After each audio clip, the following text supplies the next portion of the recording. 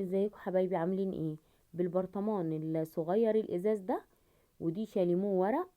لقيتها وبصراحة شكلها عجبني جدا، فقلت استخدمها في الفكرة النهاردة. بتتباع عند محلات الادوات المنزلية، وسعرها رخيص خالص، ما فيهاش اي تكلفة.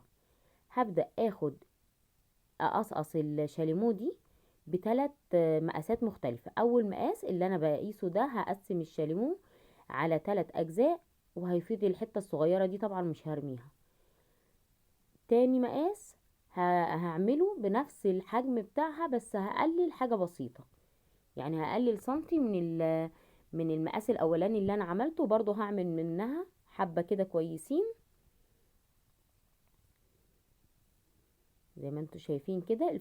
الفكرة سهلة خالص وبسيطة، واي حد هيعملها بمنتهى السهولة.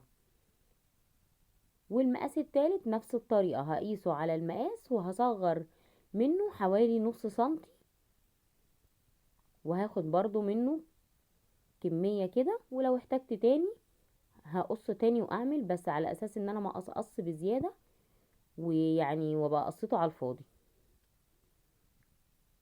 زي ما انتوا شايفين كده، بقى عندي كده 3 مقاسات. مقاس الاولاني بطول البرطمان، والمقاس اللي بعده اصغر نص سنتي، واللي بعدهم اصغر من اللي قبله بنص سنتي برضو. وهبدأ اثبتهم كده بمسدس الشمع بالترتيب، الطويل وبعد كده الاقصر وبعد كده الاقصر خالص، وهمشي بنفس النظام لحد ما اغطي البرطمان كله بالشاليمو بنفس الطريقة اللي انتوا شايفينها كده.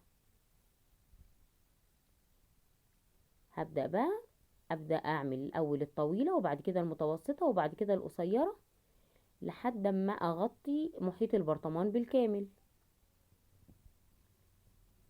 بالشكل ده.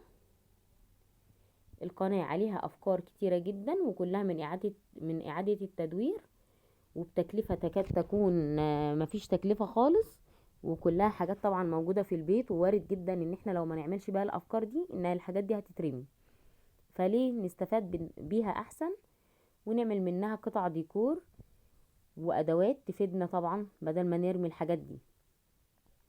فلو مش مشتركين في القناة، ياريت نشترك ونفعل زر الجرس عشان يوصل لكم اي فكرة جديدة انا بعملها.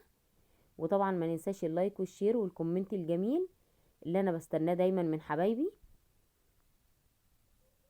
وطبعا اللي محتاج اي فكرة مش موجودة عندي في القناة يكتب لي في الكومنتات، وانا هعملها طبعا، ودي حاجة بتفرحني جدا.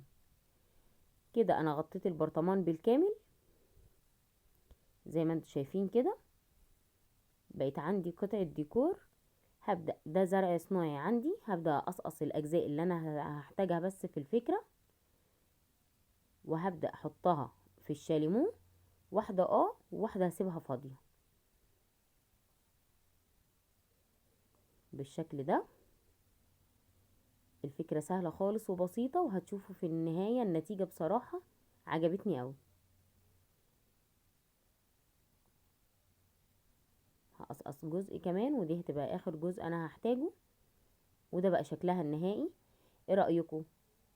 يا رب الفكرة تكون عجبتكم. انا كمان استخدمت فيها الشمع الالكتروني ده، واديتها كمان شكل احلى بكتير كمان. بقت شمعدانة وفي نفس الوقت قطعة ديكور تحفة. ايه رأيكم؟ مستنية رأيكم في الكومنتات، وما ننساش اللايك والشير والكومنت الجميل والاشتراك في القناة عشان تنوروني. واستنوني في فيديو جديد وفكرة جديدة. باي باي.